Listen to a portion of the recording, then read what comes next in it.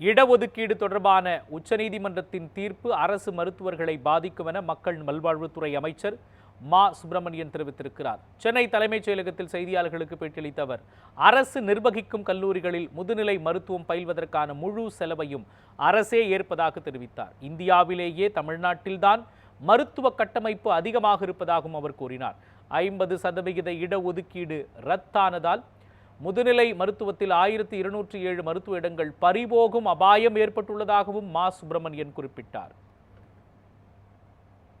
எதிர்வரும் ஆண்டுகளில் முழுமையாக முதுநிலை மருத்துவ பட்டப்படிப்புகளில் இந்த 1200க்கும் மேற்பட்ட இடங்கள் நமக்கு பறிபோகும் என்கின்ற ஒரு அபாய நிலை உருவாகி இருக்கிறது.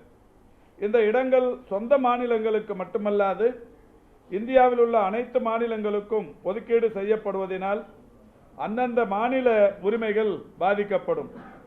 ஏற்கனவே 50% அகில இந்திய மருத்துவ பட்ட மேற்படிப்பு மாணவர்களுக்கு ஒதுக்கீடு செய்யப்பட்டு இதர மாநில மாணவர்களும் தமிழ்நாட்டில் படித்து வருகிறார்கள்.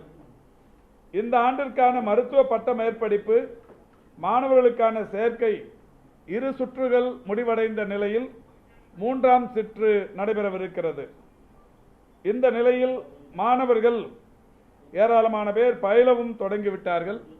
எனவே இந்த ஆணையினால், இந்த தீர்ப்பினால் இந்த ஆண்டிற்கு எந்த விதமான பாதிப்பும் இருக்காது.